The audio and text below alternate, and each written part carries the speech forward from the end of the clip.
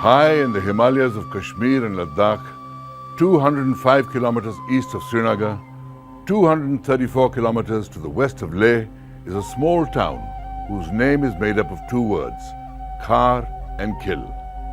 Kar means castle, Kil means center. So, a place between castles, as the land historically lay between kingdoms.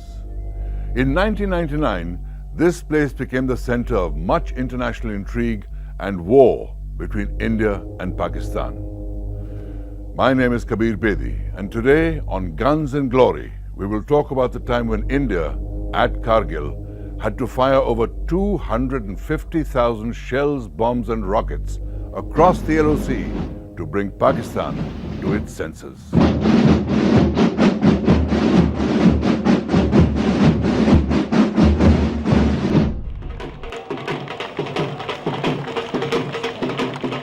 On 20th of February 1999, at the Wagah border, the Prime Minister of Pakistan waited to receive his guests. This was the inaugural trip of the Delhi-Lahore bus service and the first visit to Pakistan by an Indian Prime Minister in 10 years.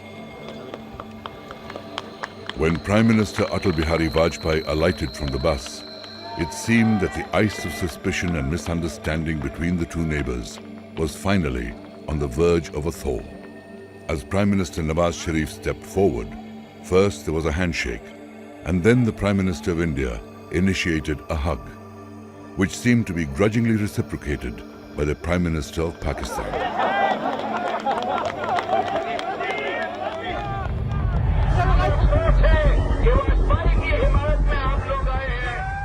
Across Pakistan, there had been agitations against the visit. In Karachi, a cardboard replica of the bus had been burnt. In Lahore, a policeman had died. And one of the most, if not the most powerful man in Pakistan was conspicuous by his absence. Pakistan's Chief of Army Staff, General Pervez Musharraf, had boycotted the event at Wagah. Prime Minister Vajpayee told the people of Pakistan that his message to them was short and simple. Put aside the bitterness of the past and let us together make a new beginning. In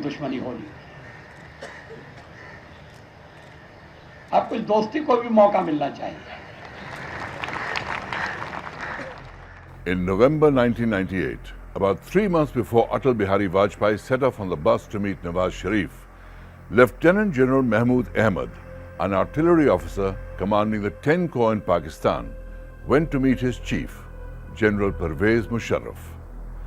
Lieutenant General Ahmed was accompanied by Major General Javed Hassan, who commanded the frontier constabulary of the northern areas. Present at this meeting was a fourth general, Lieutenant General Muhammad Aziz, a Kashmiri by birth, who at that time was Chief of General Staff in the Pakistan Army. These four generals, in November 1998, decided to dig up and execute a plan that had been made but shelved many years ago. In the Kargil district of Jammu and Kashmir, the winter is long and harsh, and the summer short and dry. In summer, temperatures can go up to 30 degrees Celsius. In winter, they can plummet to -35. Along the entire western border of the district runs the disputed LOC, the line of control that divides Kashmir between India and Pakistan. The contours of the line of control are maintained by the armies of both the countries, who man bunkers and posts along the demarcation. But in this desolate landscape, there existed an unwritten understanding. In the cold harshness of winter, the armies would climb down from the highest of their posts and leave them unattended till the summer.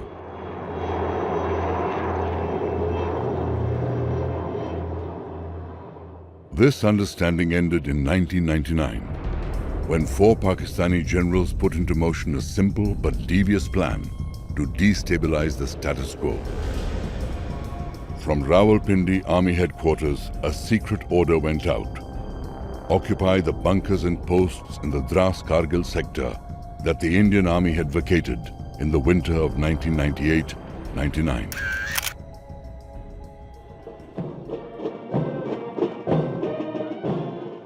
Unknown to Vajpayee, and possibly even to Nawaz Sharif, as India and Pakistan were announcing to the world the beginning of a new era in Indo-Pakistan relationship. Pakistan's Northern Light Infantry had already occupied 132 Indian posts and controlled an area of about 130 square kilometers that stretched over a 100-kilometer front with depths ranging between 7 to 15 kilometers inside Indian territory. And yet, during this period, on March 21, 1999, Prime Ministers Vajpayee and Sharif signed the Lahore Declaration. In the last days of April 1999, Tashi Namgyal, Morup Sering and Ali Raza Stanba from the tiny village of Garkhun took their flock of sheep up to the Banju Heights near Kargil. Morup carried with him his prized possession, a pair of powerful binoculars. On the morning of May 3rd, Tashi Namgyal borrowed the binoculars to look for game to hunt. But what he saw were men in Pathan suits digging bunkers. वहाँ हमें कोई 6 आदमी नजर आई है, कोई काला रंग का ड्रेस लगा हुआ था, तो मैंने थोड़ा सा देखा उसमें, तो पत्थर डूल रहा था, बर्फ हट रहा था. Over the next few days, the army sent out a few patrols, and while they did encounter some hostile elements and some skirmishes took place, the extent of the excursion was not known until Captain Saurabh Kalia's entire patrol went missing.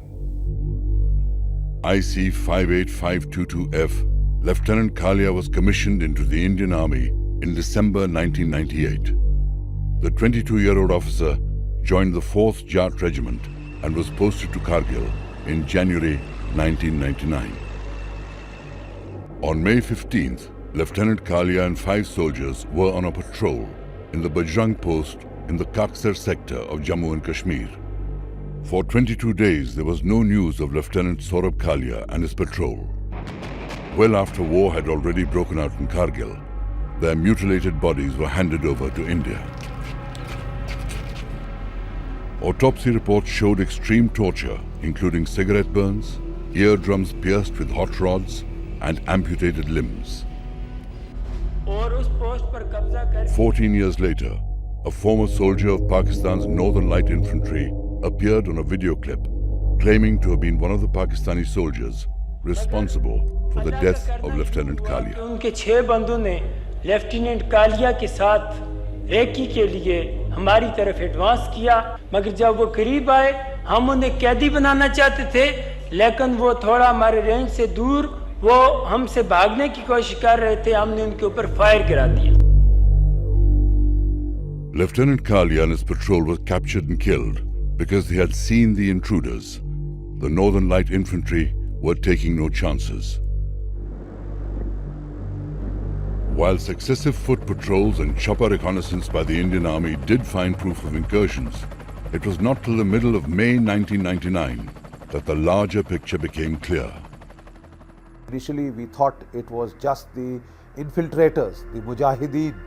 But then, as we started launching a series of probing attacks, we found that it was not the Mujahideen, it was the regular Pakistan army. This was no ordinary infiltration, but a full-scale occupation. And the Indian Army needed to retake those positions with force.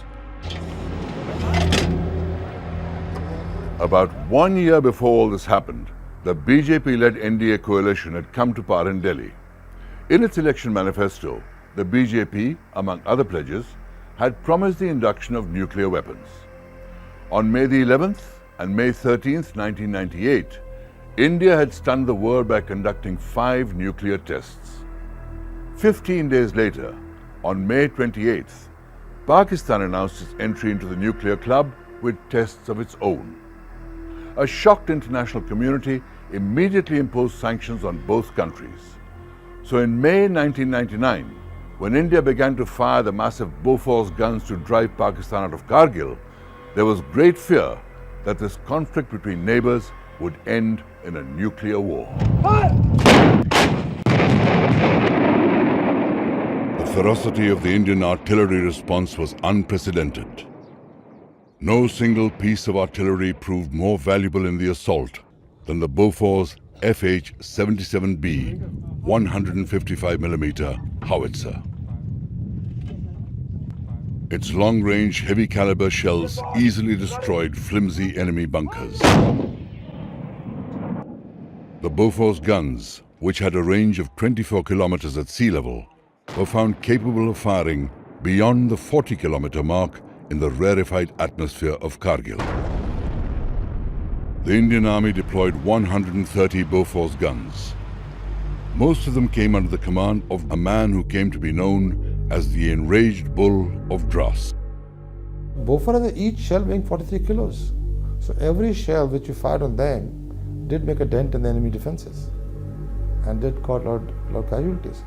I think one of the major reasons the enemy drew back from these places was because of the Bofors firing.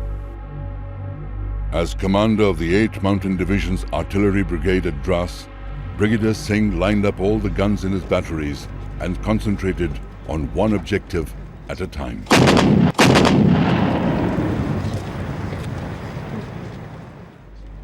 In one crucial assault, 100 guns concentrated their fire at one point, point 5140 in Tololing.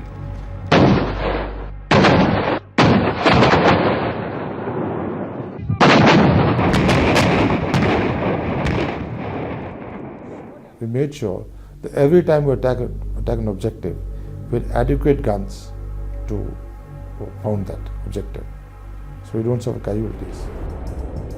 India's 56th Mountain Brigade was deployed to the Dras sector in the second half of May.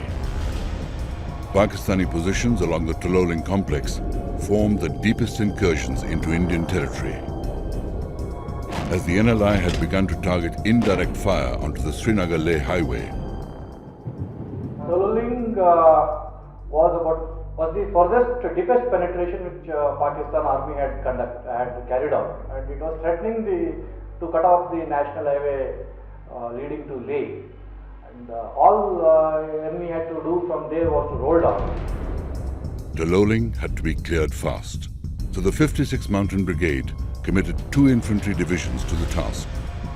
The 18 Grenadiers went for the Tololing top, and the 1 Naga went for point 5140. There was no time even for reconnaissance or carrying out proper acclimatization. We were just given order to capture Tololing at the earliest, and there was hardly any artillery support available at that time. The attacks began on 22nd May. That's when the 18 Grenadiers and the 1 Naga discovered that the Pakistani positions were extremely well defended. Movement was slow. The Indians had to crawl up rocky cliffs under intense fire. After a week of inching forward, the twin assaults were halted by very heavy Pakistani fire.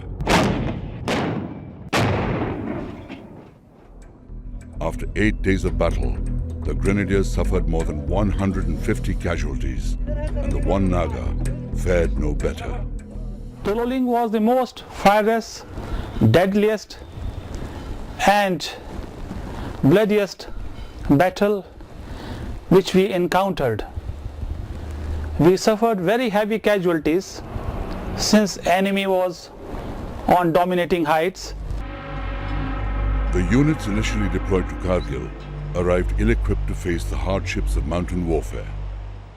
The troops were not even fully acclimatized, and they had not counted on such well-entrenched and well-equipped enemy forces. But the Indian Army quickly retooled its approach to face the rigorous challenges of a high-altitude war. The 2 Rajputana rifles were deployed to Sonamarg and carried out acclimatization and strategic training before moving to take up positions at Dras. The battalion requisitioned appropriate gear to suit the climate. On the 3rd of June, the 2 Raj Rif, under the command of Lieutenant Colonel M.B. Rabindranath, reported to the 56th Mountain Brigade and were given immediate orders to seize Tololing. We tried to maintain surprise, or we actually succeeded in maintaining surprise by dumping ammunition only at night for 6 days. And then after 6 days, final day we actually went and lie dogo next to the objective areas for whole day without moving, and then attacked the next day. On the night of June 12th, 20 artillery batteries consisting of 120 guns began a continuous 6-hour barrage aimed at Pakistani positions on the cliff tops. The 18 grenadiers, who were stuck midway up the ridge, set up their own barrage. Under the cover of this tremendous cannonade, the two Rajrif moved towards Tololing Peak along both the chosen axes. The big guns kept firing till the Indian attackers were a mere 200 meters from their objective. When they suddenly fell silent, the Rajrif soldiers, supported by fires from the 18 grenadiers, decimated the Northern Light Infantry and took possession of Tololing Top.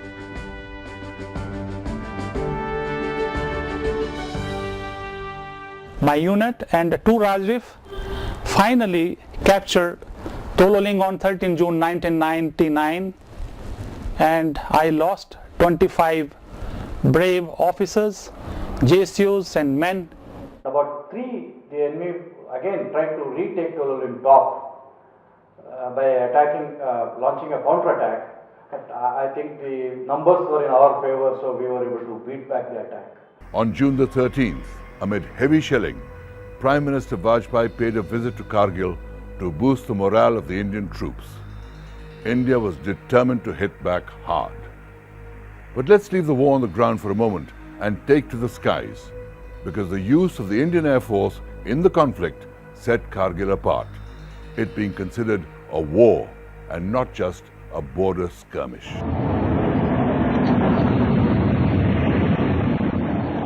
The Indian Air Force began offensive operations at 0630 hours on May 26th. 6 successive attacks were launched using MiG-21s and MiG-27s. The targets were intruder bunkers, supply lines and supply dumps in the Dras and Batalik sectors. They used rocket attacks and strafing passes over enemy dugouts in the face of intense enemy fire. And Mi-17 helicopters attacked positions on Tiger Hill.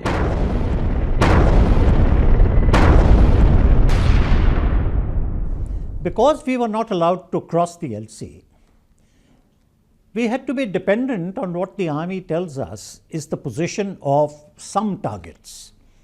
And these targets were not easily seen, not even from the ground, leave alone from the air. But our strategy was to hit those targets as best as we could. India took a major decision in launching the IAF into action in Kargil. The fear was it would escalate the scale of war and hostilities might not be limited to the Kargil sector.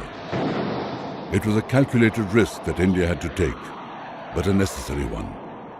Had Pakistan decided to use their Air Force in anger on our side, we would have lost a tremendous amount of, we would have had a tremendous amount of casualties, because our people were out in the open without any defenses at all. But on the second day of the air attacks, disaster struck. A Haina formation of MiG-27s took off, tasked with destroying enemy positions in the Batalik subsector. Each MiG-27 carried 40 deadly 80mm rockets and was armed with 30mm cannons. Flight Lieutenant K. Nachiketa was flying number 2 to squadron leader A. Mandokhot. Zeroing in on the target, Flight Lieutenant Nachiketa fired all his 40 rockets in one salvo. He came back for a second attack with his 30mm guns. Nachiketa, unfortunately, he fired his weapon, and there is a disadvantage on that type of aircraft, the MiG-27, that when this sort of armament, this sort of rocket is fired, there is a chance, I repeat, there is a chance that some engine malfunction could occur. There were so many others, and this was his second attack in that particular area. Only in this second attack there was a problem and his engine malfunction, and he was too low at that time, and he punched out. He punched out and he was taken prisoner of war. When Flight Lieutenant Nachiketa ejected, Squadron Leader Ajay Ahuja, also airborne on a mission at the same time, stayed over the area in an attempt to spot his landing site to direct rescue helicopters to pick him up. So he trying to look for it, he started to turn around, and his aircraft was heavily loaded. And in the result, and it was underpowered as well. That type of aircraft is generally underpowered. So he lost height. He came within the range of the surface-to-air missiles and got shot. Squadron Leader Ahuja was flying on the Indian side of the LOC when he was hit. He was posthumously awarded the Veer Chakra. Then again, on May 28th, a Mi-17 helicopter on an attack mission at Taloling was destroyed by a Pakistani shoulder-fired missile. The entire crew of 4, Squadron Leader R. Pundhir, Flight Lieutenant S. Muhilan, Sergeant R. K. Sahu, and Sergeant P.V.N.R. Prasad were killed. The missile didn't come from the target that he was attacking. The missile came from the side, which only gave the indication that the number of missiles they had was quite a lot. So from then onwards, after the third day, we took the helicopters off combat duties and we raised the height of operation to above the danger height of the missiles. And we said, all right, we will operate at those heights and we will drop bombs from those heights. The IAF suspended attack helicopter operations, but the air attack continued effectively.